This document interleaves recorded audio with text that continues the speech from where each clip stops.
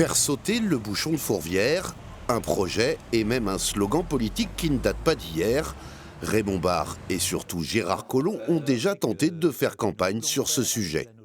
C'est un projet écologique.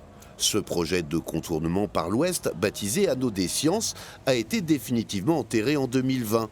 Cette fois, il s'agit de créer un tunnel de 8 km reliant Tassin à Saint-Fond en passant sous Lyon, avec pour ses promoteurs un avantage majeur. Étant donné que c'est un tunnel, les travaux sont en souterrain, donc les travaux ne vont pas impacter la surface et ne vont pas embêter les grands Lyonnais, comme c'est le cas depuis 6 ans sur tous les projets que l'on connaît. Une attaque que la majorité écologiste esquive en dénonçant un projet inutile. L'immense majorité des véhicules qui passent sous Fourvière, c'est du trafic local. Ce sont des gens qui vont à Lyon et Villeurbanne. Il n'y a que 15% du trafic qui est réellement du trafic de transit, c'est-à-dire qui traverse la métropole. Donc il n'y aurait pas de report de trafic grâce à cette solution. Quant à son financement, il fait aussi débat. 2 milliards pour les uns, au moins le double selon les autres. Difficile d'y voir clair pour un projet qui, par nature, est encore au stade de l'ébauche.